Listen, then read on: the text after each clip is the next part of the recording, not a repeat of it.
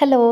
ഇന്നിവിടെ കാലത്ത് ബ്രേക്ക്ഫാസ്റ്റിന് ദോശയാണേ. അപ്പം ഞാനിങ്ങനെ ദോശ ഒഴിച്ചുകൊണ്ടിരുന്നപ്പോഴാണ് ഇങ്ങനെ പഴയ ഓരോ കാര്യങ്ങൾ ഇങ്ങനെ ആലോചിച്ചത് കേട്ടോ. ഇന്നൊക്കെ എന്ന് പറയുമ്പോൾ നമുക്ക് ദോശ എന്ത് വിധത്തിൽ നമ്മൾ ആഗ്രഹിക്കുന്ന രീതിയിൽ നമുക്ക് ഉണ്ടാക്കാമല്ലേ. അതായത് മുട്ട ദോശ വേണോ, റോസ്റ്റ് വേണോ, അല്ലെങ്കിൽ നമ്മുടെ മസാല ദോശ വേണോ, എന്ത് വേണമെങ്കിലും നമുക്ക് നമ്മുടെ ആഗ്രഹത്തിനനുസരിച്ച് നമുക്ക് ഉണ്ടാക്കാം.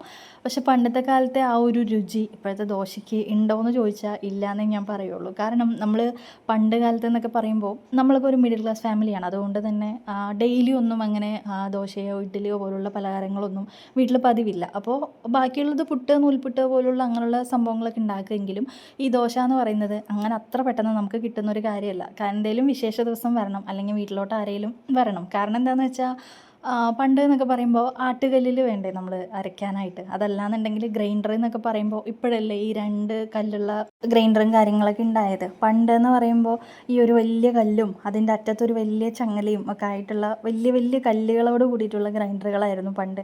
അപ്പോൾ അത് എല്ലാ വീടുകളിലും അങ്ങനെ ഉണ്ടായിരുന്നതും അല്ല.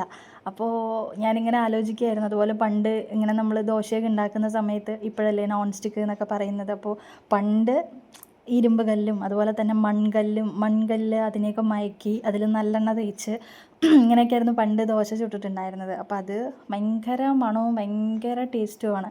അപ്പോൾ ഇപ്പോഴത്തെ ഈ ഒരു നോൺ സ്റ്റിക്കിൽ പണി എളുപ്പം കഴിയുമെന്നല്ലാതെ വലിയ ഒരു എന്താ ഭയങ്കര മണത്തോട് കൂടിയിട്ടുള്ള ആ ഒരു രുചിയോ കാര്യങ്ങളോ ഒന്നും എനിക്കങ്ങനെ ഫീൽ ചെയ്യാറില്ല കേട്ടോ.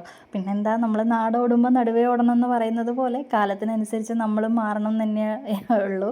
കാരണം പണ്ടത്തെ പോലെ ഇനി നമ്മൾ പണ്ടത്തെ മഹിമയും പറഞ്ഞിട്ട് ഇരുന്നിട്ടൊന്നും കാര്യമില്ലല്ലോ. ഇനിയിപ്പോൾ ഇന്നത്തെ കാലത്ത് ആർക്കാ ഇതൊക്കെ മയക്കാനും ചെയ്യാനൊക്കെ. അപ്പം ഞാൻ രാവിലെ ഇത് ബ്രേക്ക്ഫാസ്റ്റ് കഴിക്കുകയാണ് കേട്ടോ. നമുക്കിന്ന് ദോശയുണ്ട്, പിന്നെ ഇന്നത്തെ ചിക്കൻ കറി, ഒരു പഴത്തിൻ്റെ പകുതി, പിന്നെ ഒരു മുട്ട കേട്ടോ.